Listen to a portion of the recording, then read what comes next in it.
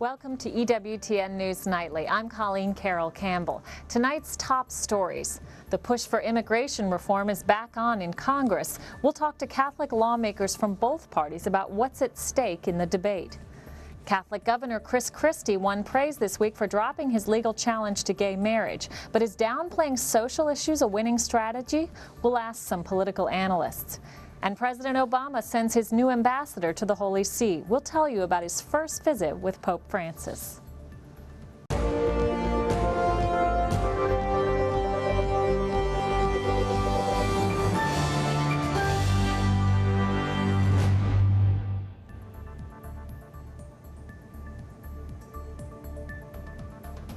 Thanks for joining us.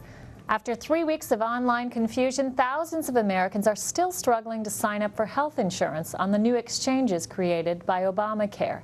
This week, officials in the Obama administration announced that just under 500,000 health insurance applications have been filed through federal and state exchanges. But flaws on the website, healthcare.gov, have blocked many from signing up for coverage. President Obama and Health and Human Services Secretary Kathleen Sebelius say they're frustrated with the numerous computer problems, but they say the problems will be fixed. Retail chain Hobby Lobby has asked the Supreme Court to review its case against the healthcare law's contraceptive mandate, which they say forces the chain's Christian owners to provide drugs and devices that violate their religious beliefs. The company sent the petition on Monday. Although Hobby Lobby's owners recently won an exemption from the mandate in an appeals court, the company believes that the Supreme Court should weigh in on the matter. The High Court will decide next month whether or not to review the case. This network, EWTN, is also a plaintiff in one of 74 individual legal cases against the mandate. And Britain's 3-month-old future monarch was christened today. The ceremony in London brought together 4 generations of the royal family. Prince George, the son of Prince William and his wife Catherine, was christened by the Archbishop of Canterbury at the Chapel Royal at St. James Palace. The infant wore a replica of an intricate lace and satin christening gown made for Queen Victoria's eldest daughter in 1841. Queen Elizabeth II and her husband Prince Philip attended the event, along with Prince Charles, his wife Camilla, Prince Harry, and other royals. It was supposed to be the big issue in Congress this fall until the government shutdown diverted America's attention. But with the budget battle resolved, at least for now, immigration reform is back on the agenda. EWTN News Nightly recently took a look at attitudes toward immigration reform among Catholics. Congress may have put it on the back burner, but at this recent rally on the National Mall, immigration reform was front and center. We need to take action this year. We need immigration reform now. Rally participants, including some undocumented immigrants, called on lawmakers in the House to follow the Senate's lead and pass a bill that includes a pathway to citizenship for the undocumented. I need that document and get my bachelor diploma. I can't do anything. I can't do anything if I don't have any document. The U.S. Conference of Catholic Bishops supports that message. The pathway to citizenship is essential for the bishops and I think for the country because it brings 11 million people out of the shadows. It prevents a permanent underclass and allows people to fully contribute to the society. And furthermore, it keeps families together where you don't have parents being deported from their children. So it has to be a central part of any immigration reform effort. While the gospel calls Catholics to welcome the stranger, the specifics of immigration policy are a matter of prudential judgment, and not all Catholics agree with the bishops. Kristen Williamson of the Federation for American Immigration Reform says Catholic teaching also stresses a migrant's duty to obey the law. She believes a pathway to citizenship could undermine respect for the law. Because they're extending that benefit, that amnesty to illegal aliens who are currently in the country, they're in effect offering an incentive and encouraging further illegal immigration in the future, and that's potentially dangerous and harmful. Those pushing for a pathway to citizenship may not convince Catholics like Williamson, but they say they don't need to. They just need to win over Congress. Congreso, escucha, estamos en la lucha. Here with us to talk about immigration reform and other key issues facing Congress are U.S. Representatives Henry Cuellar, a Democrat from Texas, and Tim Huelskamp, a Republican from Kansas. Welcome, Congressman. Thank you so much, Colleen. And Representative Cuellar, I'll start with you. You've been a strong proponent of the pathway to citizenship. but also of border security. But you've been very clear that you don't like the piecemeal approach that seems to be favored in the House right now. Why is it so important to do it all in one bill? Well, I certainly prefer the comprehensive approach, but again, if the practical aspect in the Republican House is to do a piecemeal, I'll support the piecemeal approach as long as we do three things. One, have strong border security. I live on the border, so I'm very familiar with the border. Number two, some sort of guest worker plan, so people that want to come and work here legally then can go back to their countries. And number three, whether we call it a pathway, we can compromise and call it legalization of the 11 or 12, where they can travel and they can work. And then, without setting a pathway to citizenship, as long as the legal system that we have in place can move them up to citizenship and don't set up any barriers, I think that would be a good compromise to look at immigration reform. And how do you answer those who say that's just encouraging people to continue breaking the law and it's basically just amnesty? Yeah. Well, first of all, I don't support amnesty like President Reagan and the Democrats did in 1986. That was amnesty. I don't support amnesty on that, but I do want to look at the 11 or 12 that are here. And without setting a pathway to legalization, I think it's our own national interest that we know who those people are. I want to know who those people are. Not all of them are going to stay here because if they have a criminal record, I'll be the first one to go ahead and deport them. But I want to at least make those people legal where they can work and they can travel. And then from there, whatever the legal system we have in place right now, the immigration, it can take them out of that status that we're talking about. And Representative Huelskamp, you have been pretty strong in your focus on border security, and the bishops are very much pushing this pathway to citizenship, but that's not, as I understand it, something you support. How do you square that with your Catholic faith? If the bishops are so strong saying we have to do this, it's a matter of justice and bringing people out of the shadows, how do you answer that? Well, as you indicated at the beginning, it's an issue of prudential judgment, elected folks that have to answer some pretty tough questions. And every nation has the responsibility, every elected representative has the responsibility to deal first with the border and the sovereignty as a nation. But I think most people agree, I think everybody in Congress would agree, we'd like to solve this now. And what happened back in 1986 was a failure to deal with the issue of border security. And as we understand the Senate bill, it would provide this pathway to citizenship without solving the border security issue first. Because once you draw the line in the sand, as it happened in 1986 or 1987 when it kicked in, immediately you start having another problem. So border security has to come first. And I want to also say what I hear from the bishops that I visit with, I mean, it's not a unanimous opinion there should be citizenship. It's something that most do agree. It's left up to elected officials. It's not like an issue of life or marriage or contraception. It's something that is left up to us. So it is difficult to sort out. I'll say personally, I have 2 adopted children who are immigrants to this country, and it's a mess. The system's broken. It's still basically built on 1950s idea. In 2013, we can improve it. Do we have to undo the whole thing? Probably not. I think we can make some positive changes, a piecemeal approach that would have more of a chance of actually passing into law. And what would we do then with these 12 million who are here? We can't deport them all. I assume you wouldn't support doing that. So, how do you answer that question of this permanent underclass, that they're just sort of in the shadows, we don't quite know who they are? Well, first, we have to make certain that the numbers aren't growing. That's why I believe, and many agree on the Republican side of Congress, that we should start with border security, make certain the border is secure, and then deal with the 11, 12, 13 million. But as Aristotle once said, seldom affirm, never deny, always distinguish. The 12 million had various characteristics. We have a small percentage are young folks that were brought here through no choice of their own, and then we have other folks in numerous other categories. And that's what I hear from most of my constituents is there's some folks that they say, hey, maybe a pathway to legalization might make sense for them. And for others, there's a question about that. But again, what I see coming out the White House is you either give me a path to citizenship or we'll do nothing, which is why when the president had a House and the Senate controlled by the same party, they did nothing on immigration. And I would like to solve something and move in a way that makes sense long term, not just for the short term political game.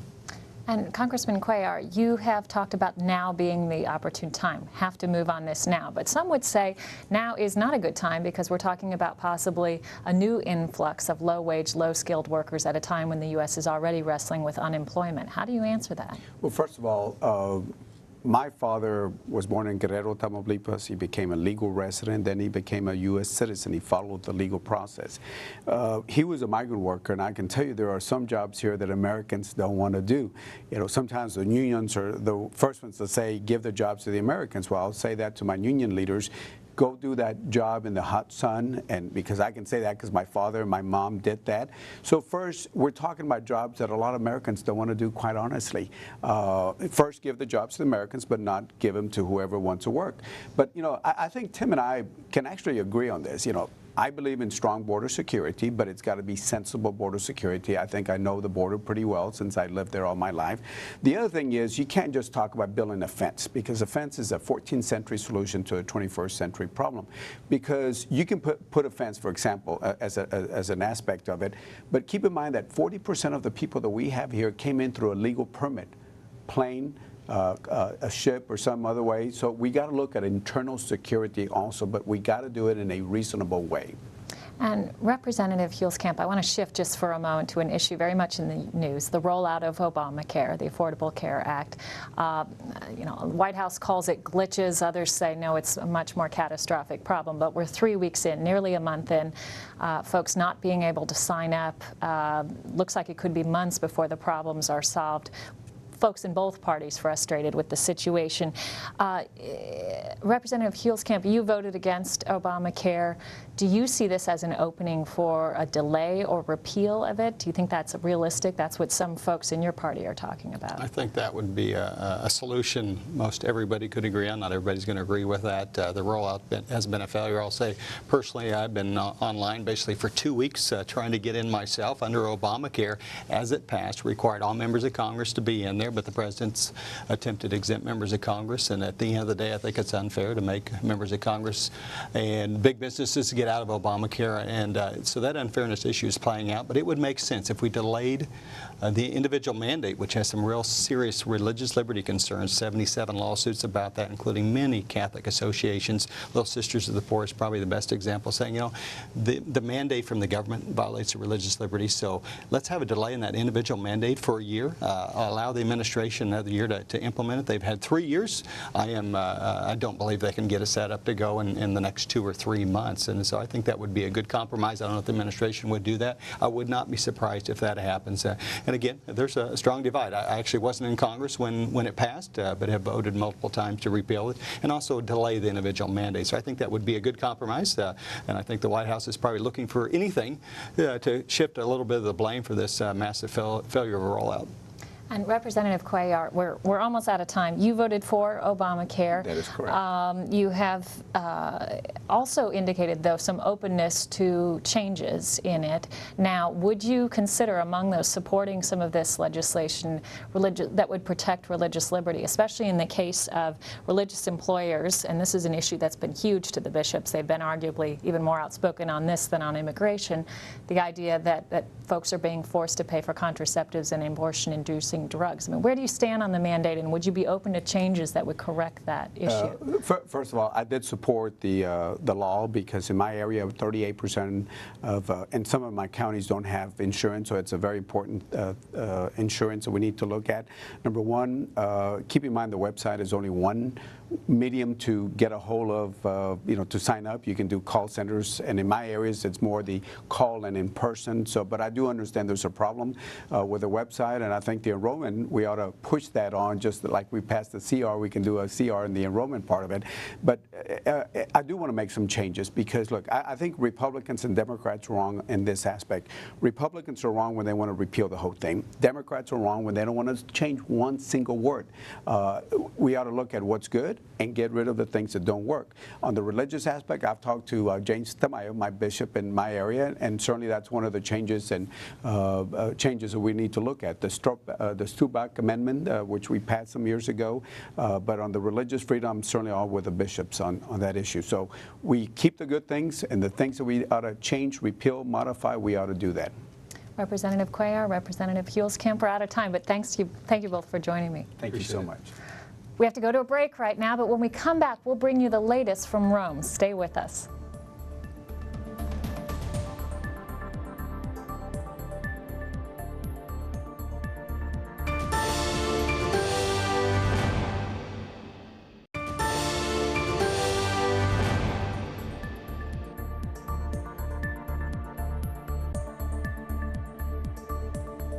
Welcome back to EWTN News Nightly. I'm Colleen Carroll Campbell.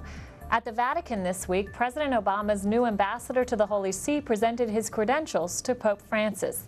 Alan Holdren, our Rome correspondent, has the details. Alan, how did that first meeting go? Well, Ken Hackett looked genuinely thrilled to be there, Colleen.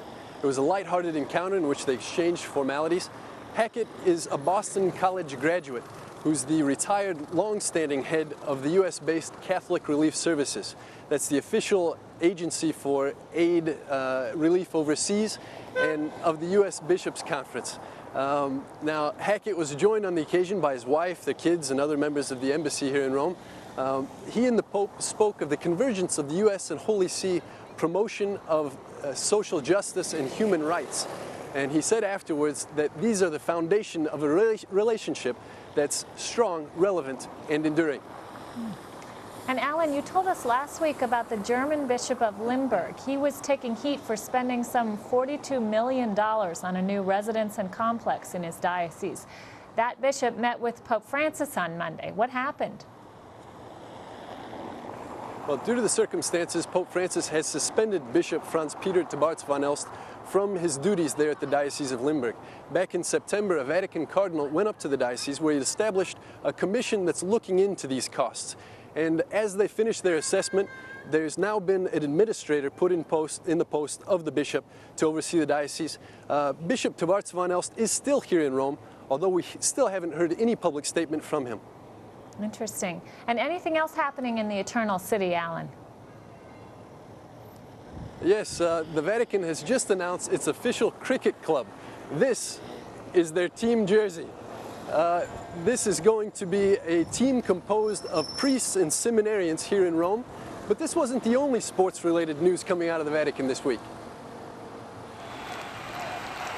Just 3 days ago, 5,000 young people and celebrities turned the road to the Vatican into a 100-meter track. We wanted to bring sports into the heart of the church, which is St. Peter's Square. To remember that sports is important also for a Christian life, for a sound and full Christian life. Sports is an important part. And also to remember to the world of sports that the church has much to bring about, much to say to a world that sometimes is rotten. It has lost the values which are at the foundation of sports. The Pope even noticed. Grazie perché ci ricordate che il credente è un atleta dello spirito. Grazie tante. The Pontifical Council for Culture didn't just invite kids for their sporting initiatives. The International Olympic Committee and even the NFL were represented here in a day-long conference on Monday. This British sprinter won a gold in Athens in 2004. Oh, it's a truly fantastic opportunity for me to share my experiences and opportunities from getting engaged with sport at a Catholic school, primary school back in England many years ago. To be here in this conference, Believers in Sport, is a great place to help shape up the future for many lives throughout the world in terms of the Catholic religion. So, Colleen, there's just a nice set of initiatives here in the Vatican to bring faith and sports together. Thanks, Alan. Well, Republican Governor Chris Christie made waves this week when he dropped his legal challenge to a New Jersey court decision that allowed same-sex marriage in the state. Gay rights advocates applauded the Catholic governor for setting aside his personal views on marriage and abiding by the court's ruling. Critics said Christie was just the latest Republican to surrender on a key social issue. Joining me now to talk about Republicans and the social issues is Maggie Gallagher, a fellow at American Principles in Action.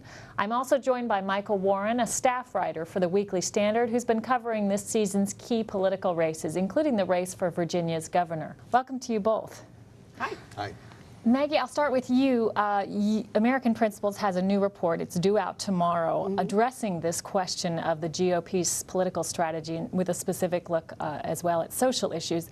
But backing up earlier this week, you had a provocative piece in the Washington Post talking about this question. So just to set it up, the campaign that Michael's been covering for the Weekly Standard is the hard-fought race between Republican Ken Cuccinelli, who's very strongly pro-life, as I understand it, and Democrat Terry McAuliffe, who's very strongly pro-choice. And you wrote that Cuccinelli is trailing McAuliffe in part because he's not speaking out on the social issues. That's a little counterintuitive. Well, it's counter the prevailing wisdom, and the prevailing wisdom is dead wrong politically, not just morally. That's the point we want to make with this new report. The true strategy, the GOP consultant-driven is urging candidates to adopt, involves just whenever the issue of life comes up, quietly stating your position, changing the subject as fast as you can, and never running any ads on it. And that's the playbook that Cuccinelli is following in Virginia, and it is a disaster. McAuliffe is pummeling him with ads, accusing him of being an extremist, including on the abortion issue. And he is just responding by running these very soft focus ads saying, well, I'm not an extremist. And the point that we're trying to make here is that just politically, this is a disastrous strategy because it allows the Democrats to define what pro-life means, and they define it on the most difficult ground. It demoralizes your base. If pro-life voters don't see you standing up and fighting for it on an issue as important as life, how are they going to have confidence in how you'll govern? And then the third thing it does is it allows the Democrats to become more and more extreme. I mean, Terry McAuliffe, if you're in Virginia and you care about the life issue, vote for Ken. Donate to him. Get out there. Ring doorbells. And we should be clear, EWTN is not endorsing. This is our guest. This is me speaking, just personally. But on the other hand, the truth is that when he runs no ads, when he doesn't respond, when he switches the subject and soft pedals the issue, voters get discouraged. So you're left with the worst of all worlds politically. The Democrats, the pro-choice Democrats become more and more extreme. There is not an abortion that Terry McAuliffe is willing to say he will not have taxpayers fund. He is the most extreme you can. Virginia is a relatively conservative state. But right now, Cuccinelli is doing worse than Steve Lonegan was doing in New Jersey with no money at all. That should be a clear sign that there's something wrong with this consultant-driven strategy. And this true strategy, as it's been called, because I think Mitch Daniels was the first to float that term. Maybe we should just call it truce on the social issues. And that has become sort of a term that describes, I think, an approach that many thought the Romney campaign took as well in 2012. Michael, you were with Cuccinelli on Monday. Was he aware of this criticism? What's his response? It's interesting. This isn't directly from Ken Cuccinelli himself, but from what I understand, the attitude within the Cuccinelli campaign is there's only one candidate talking about social issues in this race, and that's Terry McAuliffe. And they seem to be very proud of that. And I think that tells you the misunderstanding of the political spectrum that exists in Virginia. I mean, Maggie's absolutely right. It's a conservative state. There are conservative voters who actually do care about not just life issues, marriage issues, and in general, what the consultants like to call the social issues that they don't want to talk about. But you and I both live in Virginia, right? And we live in the part that does not hew to that more conservative line, I'd say, on social issues. At least in my neighborhood, you don't see a whole lot of pro-life stickers. So if that's the battleground, maybe the Cuccinelli strategy is what? Just since we're trying to grab those middle folks, let's be mute on the things that might divide us from them. What's wrong with that strategy? Well, that's absolutely what they believe. Cuccinelli has won 3 races for state senate in Fairfax County. That's where he's from. He seems to believe that that's the way that he has won. But the problem with it is that a lot of those folks in Northern Virginia, they like to call it the New Jersey part of Virginia, they don't vote. I mean, a lot of them are transplants from other states who work in Washington, D.C.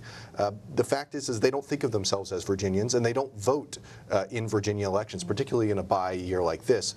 So what he's really doing is trying to appeal to voters who aren't going to be voting at all and would most likely be voting for McAuliffe anyway, and not getting those voters who generally vote Republican that excited about the race.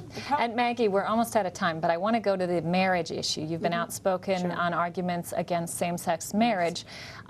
Chris Christie this week was seen as backing off on this issue. Now, you can argue whether he had to do that anyway, but the point being, while there are many Americans who identify as pro-life, the number who identify as defenders of traditional marriage appears to be shrinking. So is it the same case, or is marriage a separate issue? I think they are they're related issues.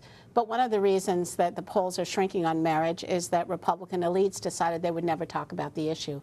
And if, in fact, you never hear an argument against gay marriage, you tend to accept, the mushy middle accepts the argument that there's no that this is what all good people believe. So what would you have Republicans do? What should they be doing? Well, on the marriage issue? Yeah. Well, I think that they should I think it was really silly for Governor Christie, after being pro-marriage all the way to the end, to simply throw in the towel and refuse to file and make the Supreme Court rule on the issue, at which point there'd be nothing more he could do. I think the battle is going to shift because I believe the Supreme Court is going to impose gay marriage in all 50 states within the next 2 years. I think the battle is going to shift to religious liberty, and we're going to need politicians with backbone. What happened first in the gay marriage issue is liberals used their dominance in the mainstream media to persuade GOP pundits that they should be silent on the issue and retreat. And they're now expanding that. Now they're moving on to saying this is what you should do on live. Now they're moving on saying this is what you should do on conservative economic policy too. And the strategy of continual retreat, mute, silent, switch the subject. You ask, why doesn't Cuccinelli's what's wrong with Cuccinelli's strategy? The answer is it doesn't work politically. Let's put the moral issues to the side, which as a pro-life voter I would never do. But just hard-headed look politically. The Democrats declare a war on women and call you an extremist. You change the subject. That's the dynamic that has to change because it does not work. Maggie Gallagher, Michael Warren, thank you both for joining me. Finally tonight, it was 2 years ago this month that a group of Anglican congregations in the U.S. began converting to Catholicism. This week, clergy from those congregations are getting a new Mass from the Holy See. It's a liturgy that will incorporate Anglican prayers more seamlessly into the Roman Rite. EWTN News Nightly's Wyatt Goolsby now takes us inside one of these new Catholic communities.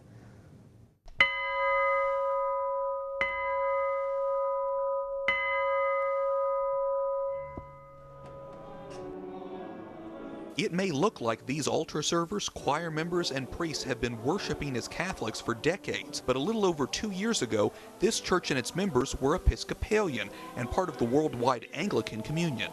The pastor, Father Mark Lewis, and most of his parishioners at St. Luke's in Bladensburg, Maryland, formally converted to Catholicism in October 2011. Today, St. Luke's is part of the Personal Ordinariate, a global structure within the larger Catholic Church that was approved in 2009 by Pope Benedict XVI. The structure was created to allow communities like this one to join the Catholic Church while preserving elements of their Anglican traditions. Which allows for a smoother transition. It's also a way of the Holy Father acknowledging that there is some good to the Anglican tradition, of which really is a child of the Catholic Church in the first place. One of the central aspects of the Anglican service that many cherish is the traditional music.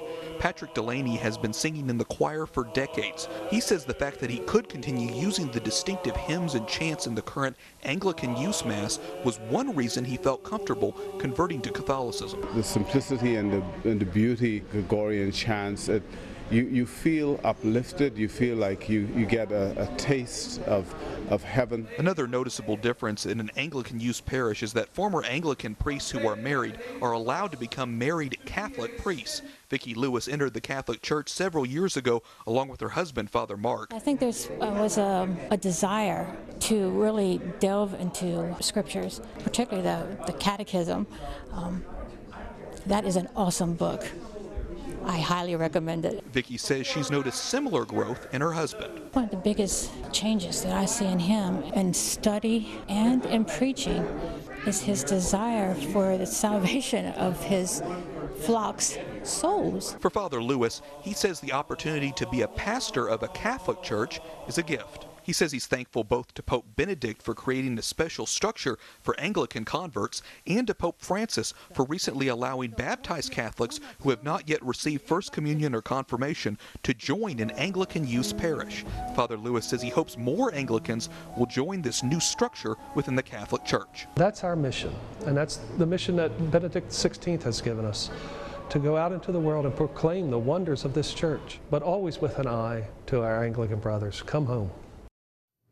That's all for tonight. Be sure to like us on Facebook and follow us on Twitter. And you can catch our entire program again on EWTN's YouTube page. I'm Colleen Carroll Campbell, and on behalf of all of us here at EWTN News Nightly, thank you for watching. We'll see you next time.